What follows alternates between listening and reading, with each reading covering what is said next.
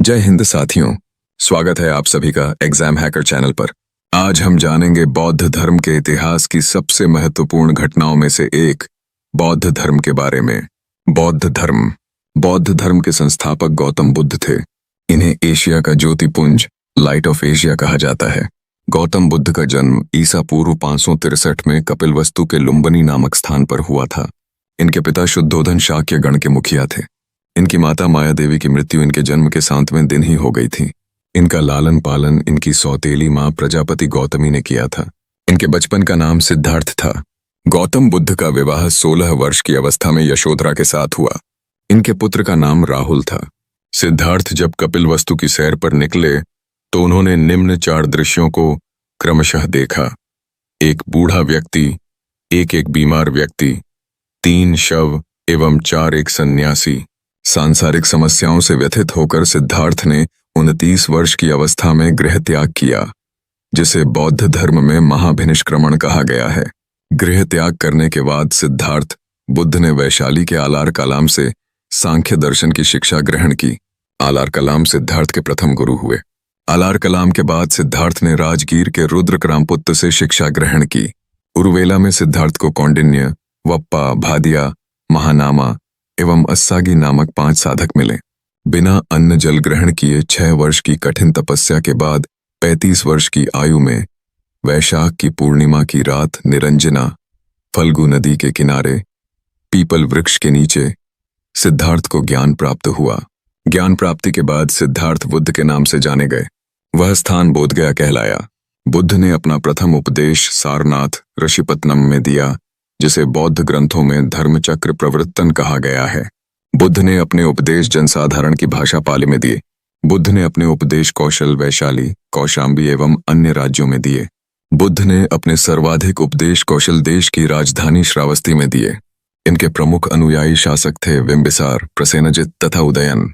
बुद्ध की मृत्यु 80 वर्ष की अवस्था में ईसा पूर्व 483 में कुशीनारा, देवरिया, उत्तर प्रदेश में चुंद द्वारा अर्पित भोजन करने के बाद हो गई, जिसे बौद्ध धर्म में महापरिनिर्वाण कहा गया है। मल्लों ने अत्यंत सम्मानपूर्वक बुद्ध का अंत्येष्टि संस्कार किया।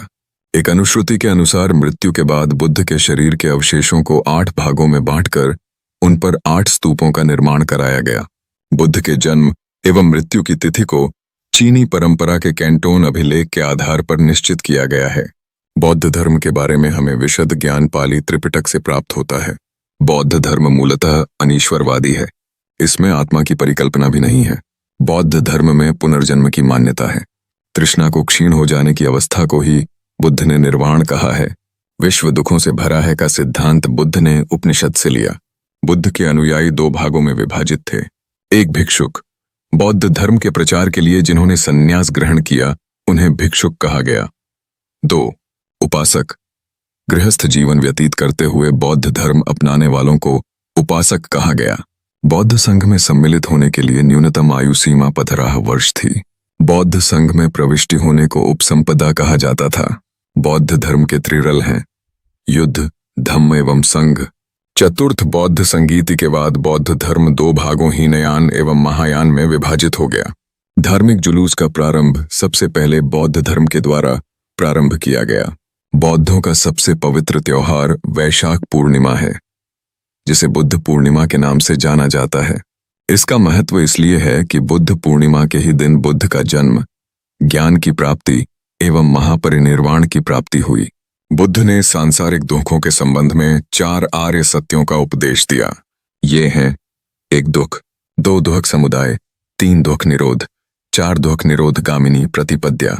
इन सांसारिक दुखों से मुक्ति हेतु बुद्ध ने अष्टांगिक मार्ग की बात कही। ये साधन है: 1 सम्यक दृष्टि, 2 सम्यक संकल्प, 3 सम्यक वाणी, 4 सम्यक कर्मांत, 5 सम्यक आजीव, 6 सम्यक व्यायाम, 7 सम्यक स्मृति एवं 8 सम्यक समाधि। बुद्ध के अनुसार अष्टांगिक मार्गों के पालन करने के उपरांत मनुष्य की भव तृष्णा नष्ट हो जाती है और उसे निर्वाण प्राप्त हो जाता है। निर्वाण बौद्ध धर्म का परम लक्ष्य है, जिसका अर्थ है दीपक का बुझ जाना, अर्थात जीवन मरण चक्र से मुक्त हो जाना। बुद्ध ने निर्वाण प्राप्ति को सरल बनाने के लिए निम्न 10 शीलों पर बल दिया: 1 अहिंसा, 2 सत्य, 3 अस्तेय, चोरी न करना, 4 अपरिग्रह, किसी प्रकार की संपत्ति न रखना, 5 मद्य सेवन न करना, 6 असमय भोजन न करना, 7 सुखप्रद बिस्तर पर नहीं सोना, 8 धन संचय न करना, 9 स्त्रियों से दूर रहना और 10 नृत्य गान आदि से दूर रहना। गृहस्थों के लिए केवल प्रथम 5 शील तथा भिक्षुओं के लिए 10 शील मानना अनिवार्य था। बुद्ध ने मध्यम मार्ग, मध्यमा प्रतिपद का उपदेश दिया। अनीश्वरवाद के संबंध में बौद्ध धर्म एवं जैन धर्म में समानता है। जातक कथाएं प्रदर्शित करती है कि बोधिसत्व का अवतार मनुष्य रूप में भी हो सकता है तथा पशुओं के रूप में भी। बोधिसत्व के रूप में पुनर्जन्मों की दीर्घ श्रृंखला के अंतर्गत बुद्ध ने शाक्य मुनि के रूप में अपना अंतिम जन्म प्राप्त किया, किंतु इसके उपरांत मैत्रेय तथा अन्य अनाम बुद्ध अभी अवतरित होने शेष हैं। सर्वाधिक बुद्ध मूर्तियों का निर्माण गंधार शैली के अंतर्गत किया गया, लेकिन बुद्ध की प्रथम मूर्ति संभवतः मथुरा कला के अंतर्गत बनी थीं बौद्ध संगीतियां। प्रथम बौद्ध संगीति समय ईसा पूर्व 483 स्थान, राजगृह जो आज बिहार में है। अध्यक्ष महाकश्यप शासनकाल, अजातशत्रु। यह सभा बुद्ध की महापरिनिर्वाण के तुरंत बाद बुलाई गई थी। इसका उद्देश्य था उनके उपदेशों को एकत्र करना और श्रुतिपाठ के माध्यम से उन्हें सुरक्षित रखना। द्वितीय बौद्ध संगीति समय ईसा पूर्व 383 स्थान, वैशाली अध्यक्ष सभाकामी शासनकाल, कालाशोक। इस सभा में बौद्ध भिक्षुओं के जीवन नियमों को लेकर मतभेद हुआ। यह सभा बौद्ध धर्म के भीतर विभाजन की नींव रखती है। तृतीय बौद्ध संगीति समय ईसा पूर्व 255 स्थान, पाटलिपुत्र अध्यक्ष मोग्गलिपुत्र तिस्स शासनकाल, सम्राट अशोक।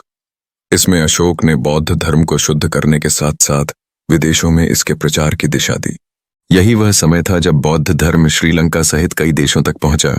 चतुर्थ बौद्ध संगीति समय ईस्वी की पहली शताब्दी स्थान, कुंडलवन जो आज के कश्मीर में है, अध्यक्ष वसुमित्र और अश्वघोष शासनकाल, कनिष्क। इस सभा से महायान शाखा की स्थापना हुई। यहाँ बुद्ध को ईश्वर के रूप में मानने की परंपरा का विस्तार हुआ। बुद्ध के जीवन की प्रमुख घटनाएं और उनसे जुड़े प्रतीक चिन्ह। पहली घटना, जन्म। जब गौतम बुद्ध का जन्म हुआ था तो उनके जन्म को दर्शाने के लिए 2 प्रतीकों का प्रयोग किया गया, कमल का फूल और सांड। कमल पवित्रता और दिव्यता का प्रतीक है, जबकि सांड शक्ति और महानता का प्रतीक माना जाता है। दूसरी घटना, गृह त्याग, महाभिनिष्क्रमण। जब बुद्ध ने राजमहल छोड़कर सत्य की खोज में घर का त्याग किया तो इसे दर्शाने के लिए घोड़े का प्रतीक उपयोग किया गया। यह घोड़ा कंथक कहलाता था, जिस पर सवार होकर सिद्धार्थ ने महलों से बाहर निकलने का निर्णय लिया था। तीसरी घटना, ज्ञान प्राप्ति, बोधि प्राप्ति। जब बुद्ध को बोधगया में ज्ञान की प्राप्ति हुई तो इसे दर्शाने के लिए पीपल वृक्ष, जिसे बोधि वृक्ष कहा जाता है, को प्रतीक बनाया गया। बोधि वृक्ष वह स्थान। चौथी घटना, निर्वाण, मुक्ति। जब बुद्ध को संसार से मोक्ष मिला तब इसे दर्शाने के लिए पद चिन्ह, फुटप्रिंट्स को प्रतीक बनाया गया। यह इस बात का संकेत है कि अब वह शारीरिक रूप से नहीं है, लेकिन उनका मार्गदर्शन अभी भी जीवित है। पांचवीं घटना, मृत्यु, महापरिनिर्वाण। जब बुद्ध का शारीरिक अंत हुआ, यानी उन्होंने महापरिनिर्वाण प्राप्त किया, तो इसे दर्शाने के लिए स्तूप का निर्माण किया गया। स्तूप एक विशेष ढांचा होता है जो बुद्ध के अवशेषों या उनकी स्मृति को सम्मानपूर्वक सुरक्षित रखने के लिए बनाया जाता है। तो साथियों, यही हैं बुद्ध के जीवन से जुड़ी 5 प्रमुख घटनाएं और उनके प्रतीक चिन्ह। यह जानकारी न केवल ऐतिहासिक है, बल्कि कला, संस्कृति और धार्मिक दृष्टि से भी बहुत महत्वपूर्ण है। अगर आपको यह वीडियो पसंद आया हो तो कृपया लाइक करें, शेयर करें और चैनल एग्जाम हैकर को सब्सक्राइब करें।